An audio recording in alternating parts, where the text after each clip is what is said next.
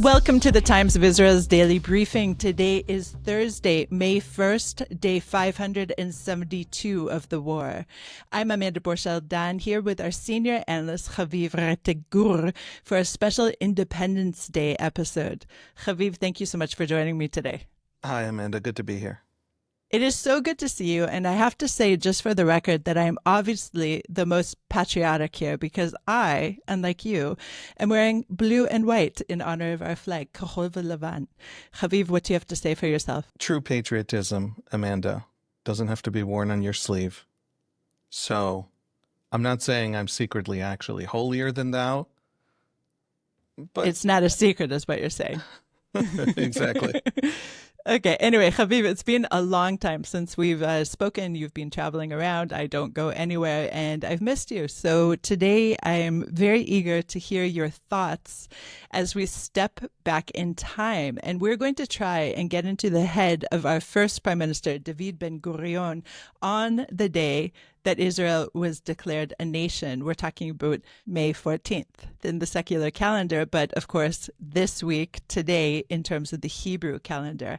And what I want to do is we're going to talk about his mindset on that day and also about the divisiveness of the nation, even as the nation was facing many enemies from without. Does that sound familiar to you at all, Haviv? You know, it's happened on occasion. So we'll talk about all of that and more when we're back.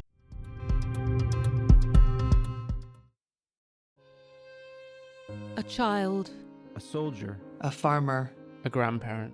In our Those We Have Lost project, the Times of Israel tells the stories of individuals slain in Hamas's brutal attack on October 7th, 2023, with 1,100 individual entries covering almost every single person killed by Hamas. Our Those We Have Lost project paints a picture of each of their lives and the ongoing ripple effects of their deaths. The Those We Have Lost project works to ensure that despite the massive scale of the loss, no one is forgotten. a teacher, A musician, a tourist, a peacenik, a farmer, a grandparent. a soldier. Visit the project's homepage on the Times of Israel. Together. We keep their memories alive.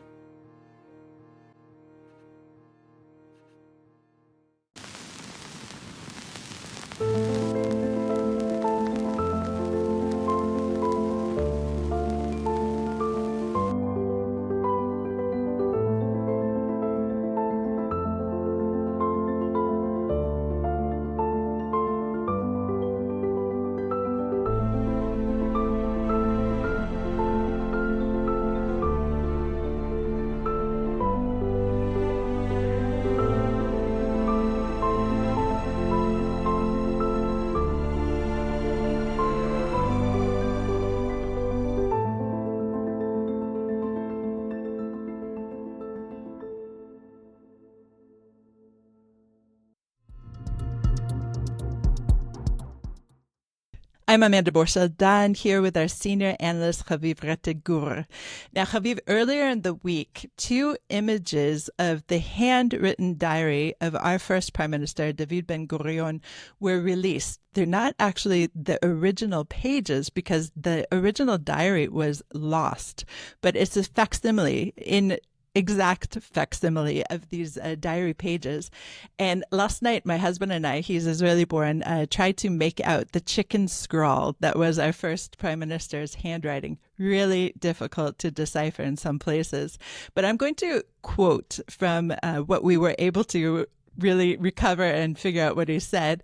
And he said, At 4 p.m., Jewish independence was declared and the state was founded. Its fate is in the hands of the security forces.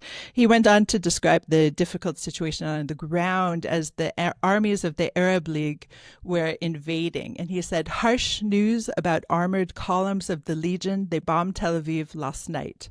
Almost all general staff members opposed my view to attack with greater force and more stubborn energy to conquer the areas around the Tel Aviv-Jerusalem highway.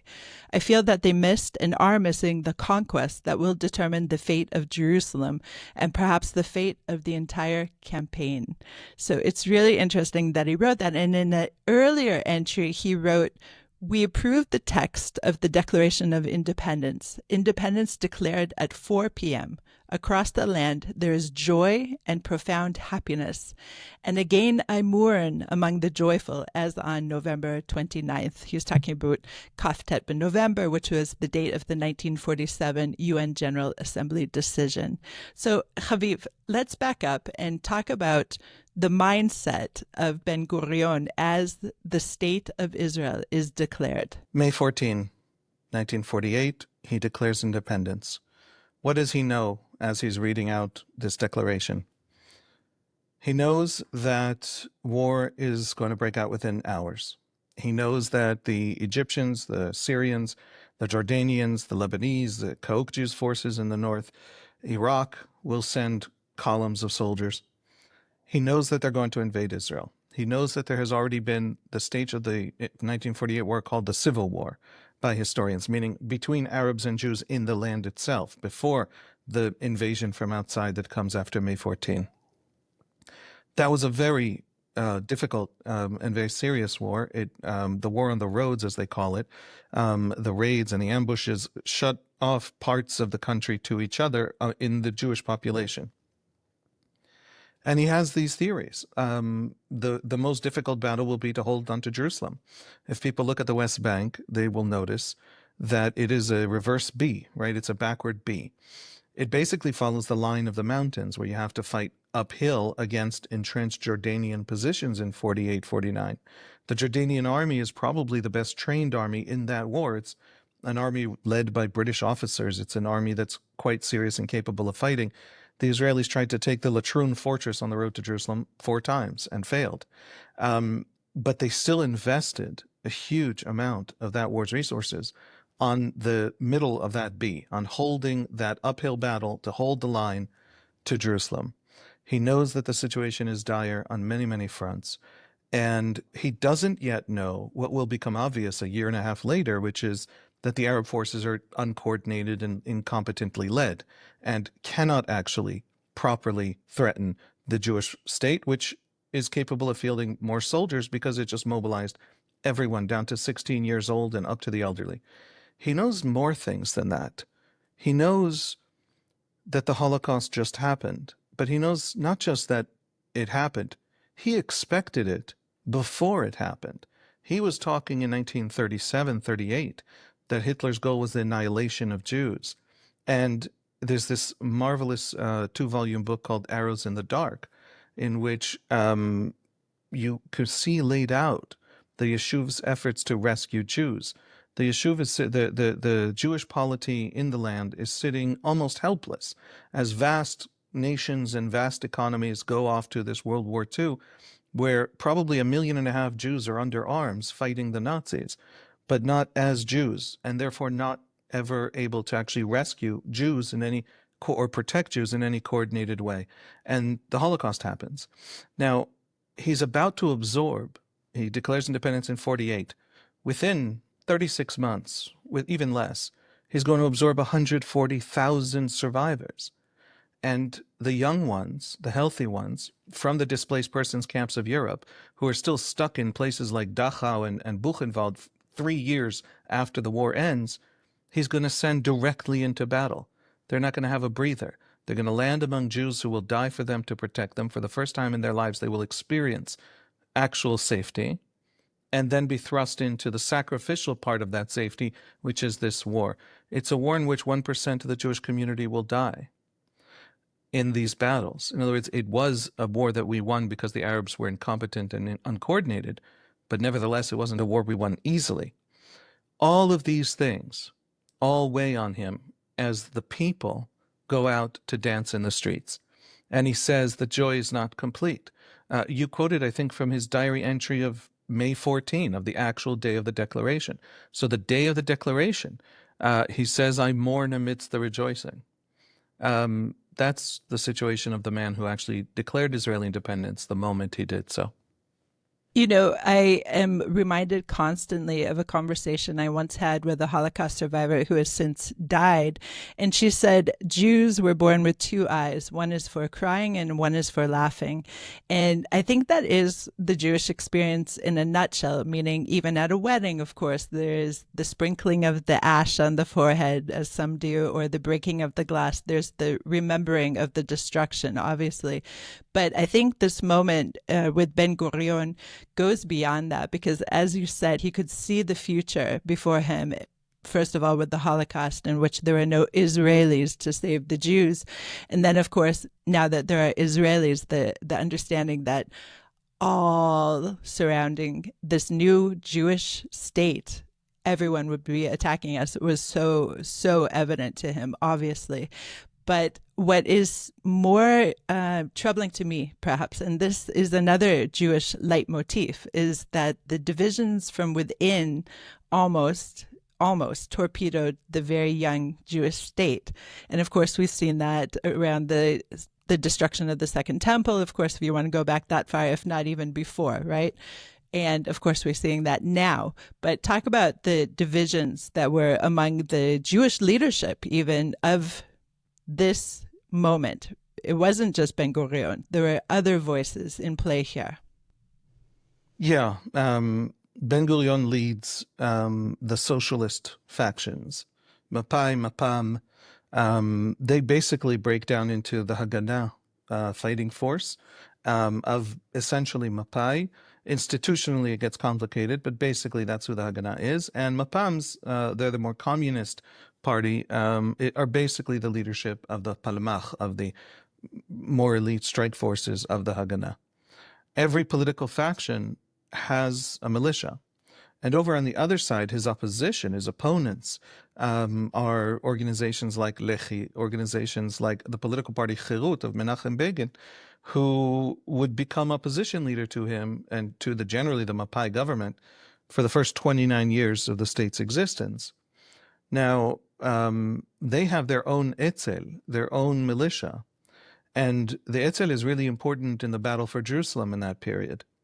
Ben-Gurion wants to unite all the militias into a new state army called the IDF, Tzahal, Tzva Haganah Yisrael, the Army for the Defense of Israel. That's the literal translation.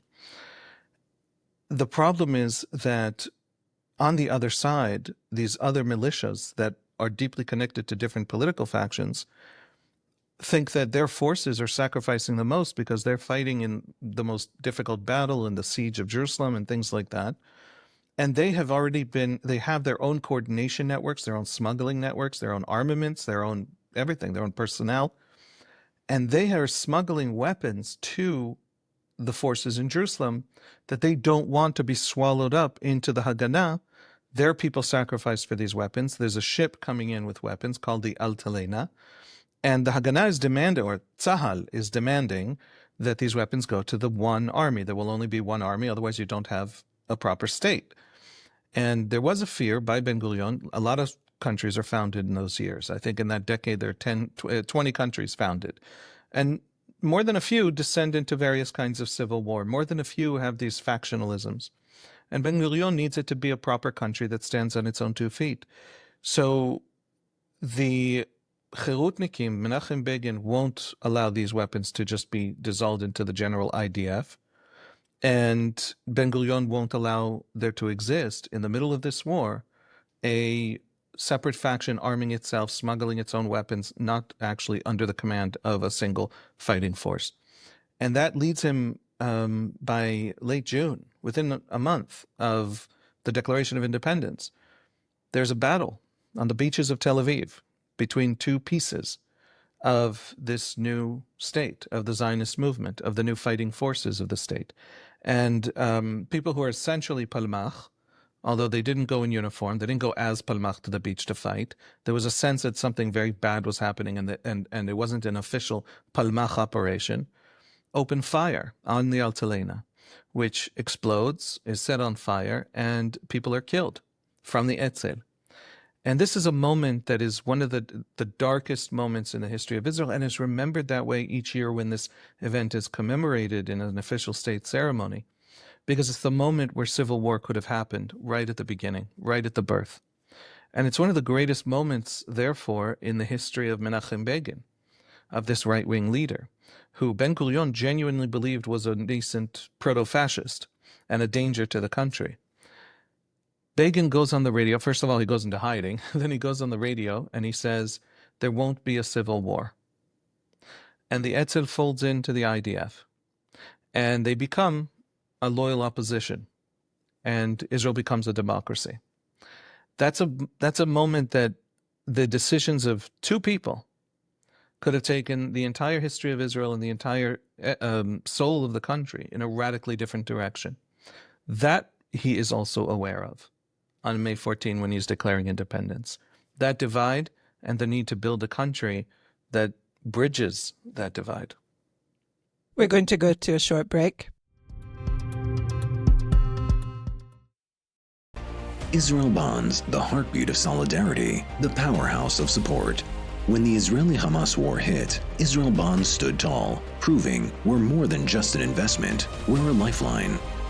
Israel Bonds pledges to ensure Israel thrives and flourishes.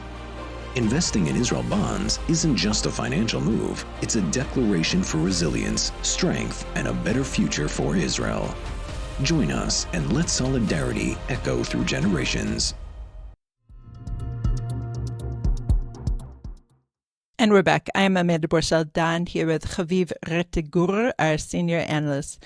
Haviv, I feel like in current modern day Israel are potentially at another crossroads like this. If you listen to what President Isaac Herzog said on the official Memorial Day ceremony at the Western Wall, his main thrust in this speech, as he's had in previous speeches, including on Yom HaShoah, Holocaust Remembrance Day, was a push for a unity.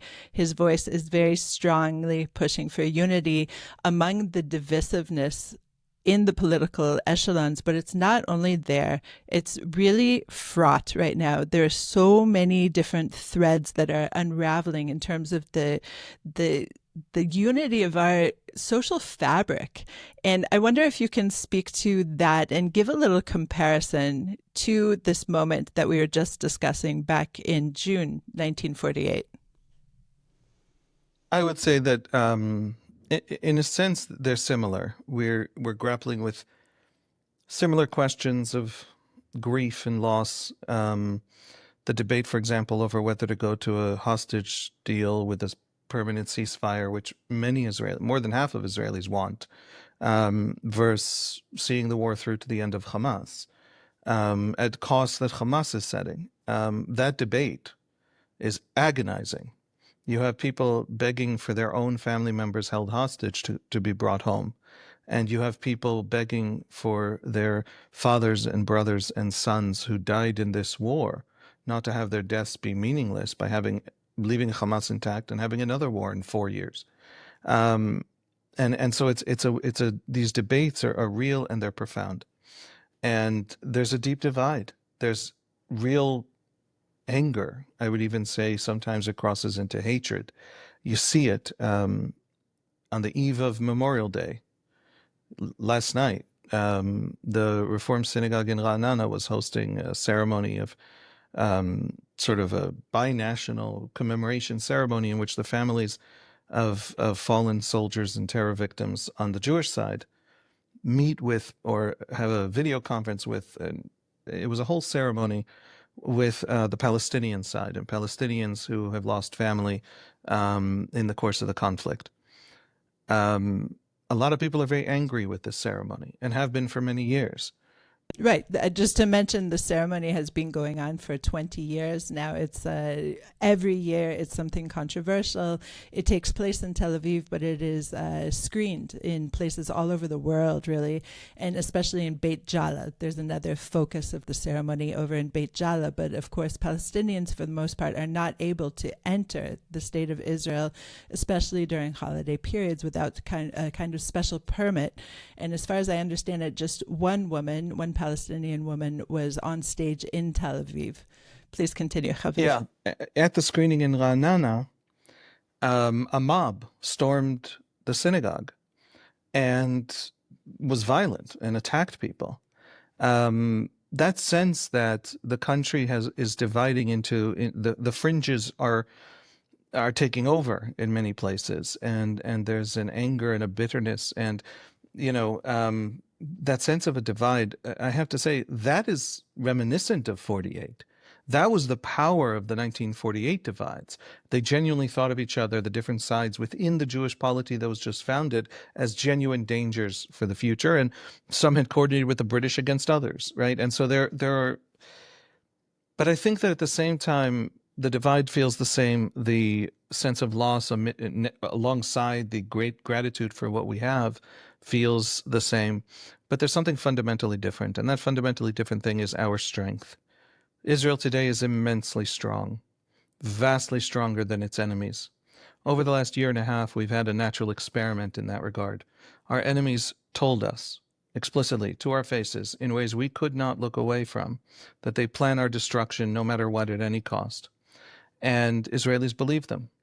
And as soon as Israelis believed that that's what was on the table, that the enemy is undeterrable and will never stop, the Israelis went to a kind of war that seeks to actually remove the threat rather than contain or deter it.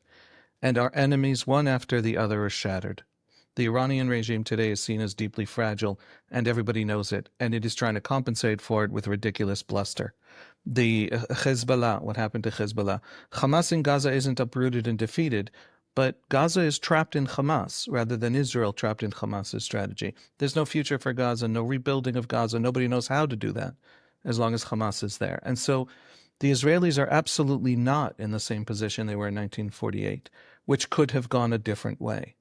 The Israelis are in a totally different place in terms of the external threats that are big, that are real, that are dramatic. But wow, are we capable? Wow, can we meet them? Okay, Haviv, I love it when you make us feel better, and you're definitely doing that. But I want to ask you, before we get to the crescendo of feeling really good at... No, the opposite. The opposite. That's the pivot. So before you pivot and make us more depressed, I have one question for you. And that is the army.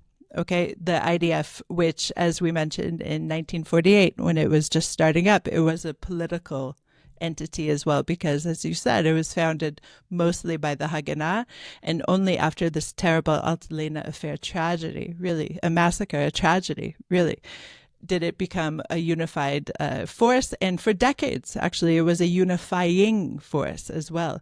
But recently, I would say since October 7th, and perhaps even before, it is now being used in so many ways, in my opinion, as a political soccer ball. And I just wonder if you feel the same way. I have 3 kids in the army right now. You have a kid who will approach the army in a couple of years. And I wonder if you feel like the army is as non-political, apolitical as it has meant to have been, and really was for several decades. The army itself, absolutely. As an institution, much more, by the way, than back then. Back then, to get into the highest ranks of the army, it was very helpful to belong to the right political party. That is not the story today. And the use of the army, look, you have a prime minister who is famously, and Likud people talk this way, and they're very proud of it. He's famously hangs on, by the skin of his teeth, by hook or by crook. I mean, he genuinely believes, and he says this openly to people who meet with him today, not just 2 years ago, that the country needs him, or it will not survive the Iranian threat and all the different threats. And so he holds on to, so he believes also righteous in holding on to power, even at the cost of changing our constitutional order, and even at the cost, which has happened multiple times under him, as he tries to make sure the rules ensure that he can win, that he can hold on to power. For example, the establishment of the parity government back in March 2020, when he was not managing to secure a proper win in the run-on elections. He holding on to power after the catastrophe of October 7 involves dumping that fault on someone else. And so the army has been a political foot. By the way, the army deserves that fault, no question. I didn't mean to suggest that the fact that it's politically useful for him also means the army doesn't. The army does, and all the people who ran the army during that time are gone now, and they should have been gone much earlier. However, And just to note that the Yeah. Army, of course, is going through a series of self-reckoning. And as I spoke with Manny, our political reporter, Emmanuel Fabian yesterday, and we presented additional probes of the dozens and dozens that the IDF is completing for these battles on October 7th, the Army is taking responsibility for its failures, 100%.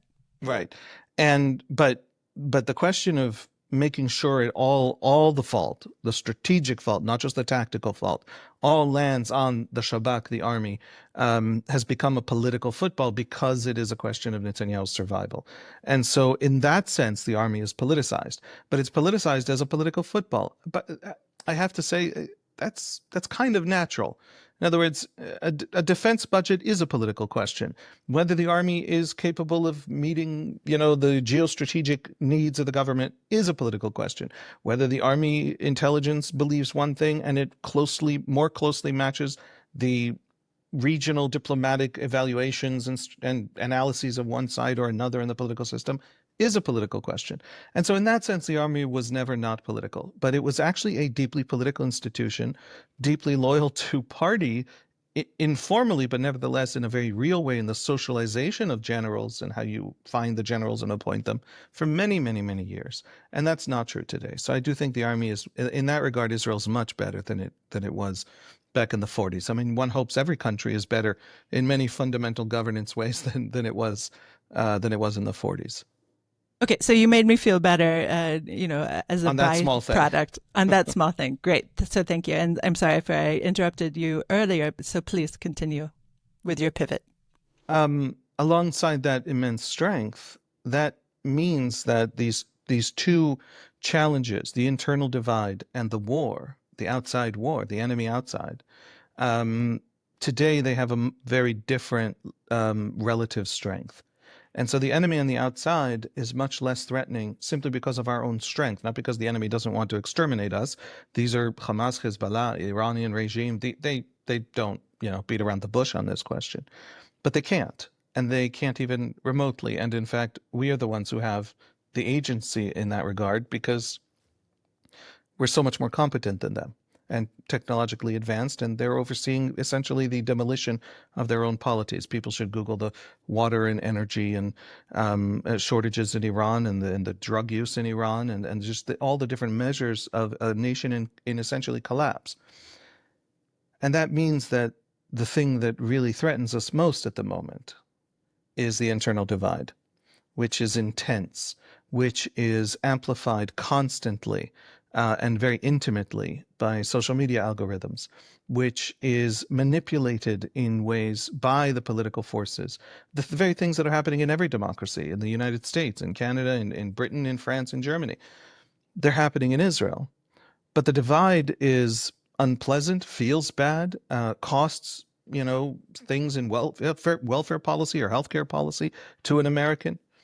To Israelis, it's a divide that is crashing morale in the military in a war on many fronts. The world only sees the Gaza conflict, which I guess makes sense. That's really by far the part of the conflict where there's real massive human suffering.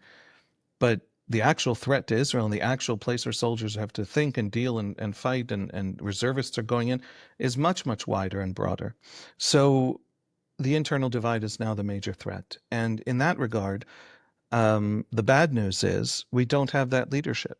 We don't have the Begin who said there won't be a civil war, even if it means I lose this round. That is not something that exists today in Israel. And we don't have today in Israel a leadership that understands that unity is, first of all, unity, second of all, democratic feedback, critiques and loops. Judicial reform is back. Yariv Levin, the justice minister, after they passed a reform to the Judicial Selection Committee, the justice minister this past week said in a speech, we're coming back and it's going to be a long march, but we're going to bring, I forget how he put it, sovereignty back to the people, something like that, from an unelected court. I speak as someone who tends to agree with him that the court is way too powerful, but he is also an ideologue who has refused to actually meet the challenge that is presented to him by the opposition when they ask him, okay, but we are a system with an almost unitary parliament and executive. What checks are there other than an election What checks are there on executive power abusing minorities? What checks are there political minorities, ethnic minorities, religious minorities? We're a country with a lot of all of those. And they won't answer the question. And he won't deal seriously with the actual challenges of democracy, which are fundamentally challenges also of unity, of morale, of cohesion. And so we're led by incompetent, self-righteous ideologues. And that's a bad time to be led by such people. And so Ben-Gurion and Begin could reach loggerheads to the point of, 19 people killed on that beach. But whenever the chips were down, they made the right call, and they built out a unified country from a place of tremendous divide. And now we're led by people who I think just because they cannot imagine a country divided to the point where it falls, are willing to walk in that direction because it's politically useful occasionally. So the enemy without has, delayed a lot of these divides, reminded Israelis that they can't afford to be divided. But every Israeli has heard that message. Every Israeli knows that, except, in my view, the leadership. And that's a problem we face on this Yom Ha'atzmaut. Haviv, heavy words for a heavy Independence Day. Of course, the second during a war. It's not okay to end that way, Amanda. People like to compare October 7 to the Holocaust. If you're talking about the abstract, ultimate, ideological desires of the enemy, great, fine. Comparison is relevant.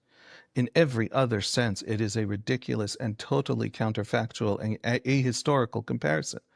The difference was total vulnerability versus massive agency and strength. That's the difference. And so we go from Yom HaZikaron, remembering the dead who gave us this strength, to Yom Ha'atzmaut, celebrating the fact that we don't die at other people's whims anymore. That's the bottom line of Yom Ha'atzmaut. So, if this leadership is managing some decline in our history, in our historical arc, there's generations of decline left to go before we actually are in danger of falling. And we have generations to reverse it. And I urge people to get involved and reverse it. By the way, on right and left, our basic story right now is that we are capable and we meet the challenges of history on our own terms, standing on our own 2 feet. And that is absolutely something to celebrate. And I just want to bring us down one last time and just quote a grieving father whose son fell in battle in the past year. And he said, "We as a nation need to be worthy of my son's sacrifice." So let's strive for that too. Haviv, thank you so much for joining me today. Thanks, Amanda. Thanks for listening to the Times of Israel's daily briefing. Please check out another episode tomorrow. This installment was produced by the Podwaves and video edited by Thomas Gersh. If you have any questions or comments about this or any other episode, please drop us an email to podcast@timesofisrael.com. Until tomorrow, shalom.